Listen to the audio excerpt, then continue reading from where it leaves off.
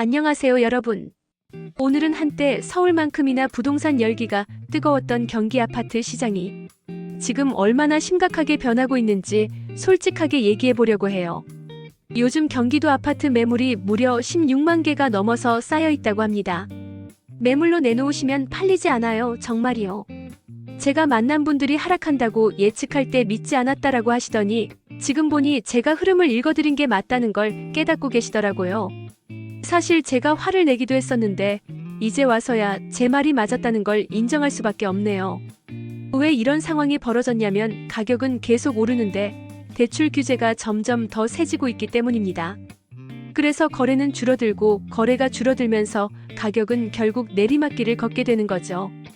특히 경기 중저가 아파트가 많은 지역에서는 매물이 더욱 많이 쌓이고 있습니다. 중산층이 대출에 의존하는 지역일수록 거래가 얼어붙고 아파트가 오를 때는 매수세가 강했지만 이제는 가격 하락 가능성이 커지면서 매수세가 사라진 겁니다. 이런 상황은 곧 서울에도 영향을 미칠 텐데요. 강남권에도 크게 하락하는 아파트 단지들이 나올 수 있다는 우려가 있습니다. 인천 송도나 광명시 아파트의 경우 새 아파트마저 미분양이 나오고 있는 상황인데 이는 아파트 공급이 과잉된 구조에서 기인한다고 볼 수 있습니다. 경기도 화성, 평택, 남양주 등 주요 도시에는 대규모 아파트 단지가 연달아 공급되면서 기존 아파트들은 관심을 받지 못하고 쌓이기만 하네요.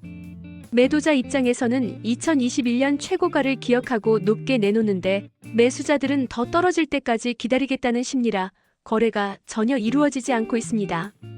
결과적으로 기존 구축 아파트가 안 팔리면 신축으로 이사도 못 가고 결국 아파트 입주 자체를 포기하면서 마이너스 가치로 내놓게 되는 경우도 많아지고 있답니다. 그러면 건설사들은 미분양 부담을 지게 되고 그 결과 도산하는 건설사들도 늘어나고 있는 상황이에요. 국토교통부 자료에 따르면 올해 한 달 동안 건설사 폐업 건수가 311건이나 되었는데 하루에 10건 넘게 폐업 신고가 난 셈입니다.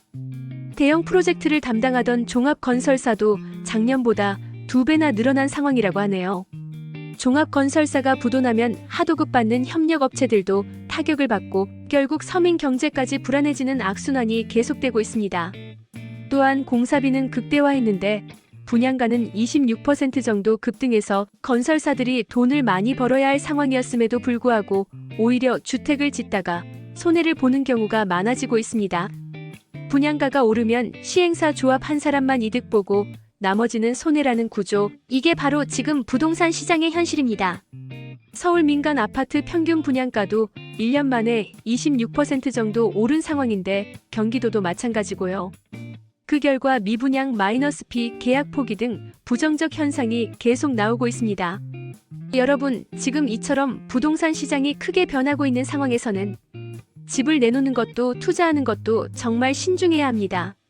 매도자분들께서 그때 팔걸 이라는 말처럼 시장이 언제 움직일지 모르는 불확실한 시기이기 때문에 제대로 된 계획을 세우기가 어렵습니다.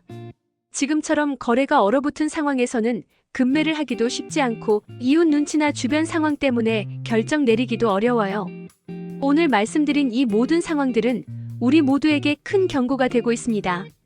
앞으로 부동산 시장이 어떻게 흘러갈지, 우리 각자가 어떻게 대응해야 할지 계속해서 지켜보고 준비하는 것이 중요하다고 생각합니다. 오늘은 여기까지 하겠습니다. 여러분, 부디 신중하게 판단하시고 앞으로의 시장 변화에 대비하시길 바랍니다. 구독, 좋아요, 알림 설정 잊지 마시고 다음에도 유익한 내용으로 찾아뵙겠습니다. 감사합니다.